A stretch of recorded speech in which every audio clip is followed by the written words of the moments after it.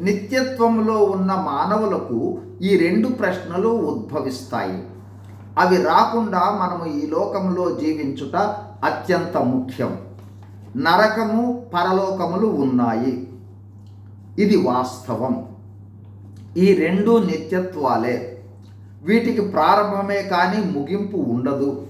వెళ్ళిన తరువాత మారుటకు అవకాశము లేదు. ఈ రెంటిలో ఎక్కడకు వెళ్ళాలో నిర్ణయము మనదే. మనము జీవించే జీవితమే వాటిని నిర్ణయిస్తుంది. మొదటిదిగా, నరకములోనికి వెళ్ళిన తరువాత నరకంలోని వారందరూ వేసికొను ప్రశ్న. ఎంతోమంది దేవుని సేవకులు వాక్యం చెప్పారు, సువార్తను నమ్మమని, మారు మనసు పొందమని పదే పదే పదే హెచ్చరించారు, బ్రతిమలాడారు, దండం పెట్టి చెప్పారు. నేను నిర్లక్ష్యం చేశాను, సువార్తను నమ్మలేదు, మారు మనసు పొందలేదు. ఫలితంగా నిత్యత్వము నరకంలో గడుపుతూ ఉన్నాను అని బాధపడతారు, వేదన చెందుతారు. కానీ ఫలితము ఉండదు. ఎందుకంటే మారు మనసు ఈ లోకములో ఉండగానే పొందాలి.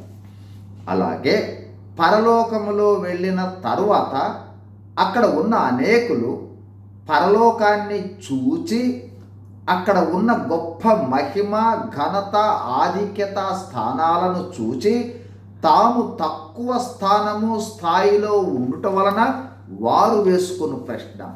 ఎంతమంది దైవ సేవకులు సమయము పోనీయక సద్వినియోగం చేసుకోమని చెప్పారు, దేవుని కోసం ప్రయాస పడమని తెలియజేశారు, సువార్తను ప్రకటించమని చెప్పారు. అయితే నేను నీళ్లను పారబోసినట్లుగా సమయాన్ని నా చేతులారా వృధా చేశాను. ప్రభువు కొరకు జీవించవలసినంతగా జీవించలేదు. అందుకే ఈ తక్కువ స్థానంలో ఉన్నాను అని ఎంతో చింతిస్తారు. కానీ ఫలితం ఉండదు. స్థానాల మార్పుకు అక్కడ అవకాశం లేదు. తక్కువ స్థాయిలో నిత్యత్వము గడపవలసిందే. కావున ప్రియ సహోదరి సహోదరులారా, ఈ రెండు ప్రశ్నలు లేకుండా ఉండటానికి దేవుడు మనకింకా సమయాన్ని ఇచ్చాడు.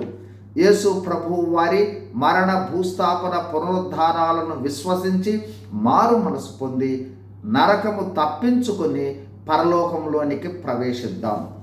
మారు మనసు ఇప్పటికే పొంది ఉంటే మన సమయము, మన శక్తి, మన సామర్థ్యాలు, మన ఆర్థిక స్థితిగతులను దేవుని కోసం వెచ్చించి నిత్యత్వంలో ఉన్నత స్థానాన్ని పొంది దేవునితో కూడా ఉందాం. God bless you.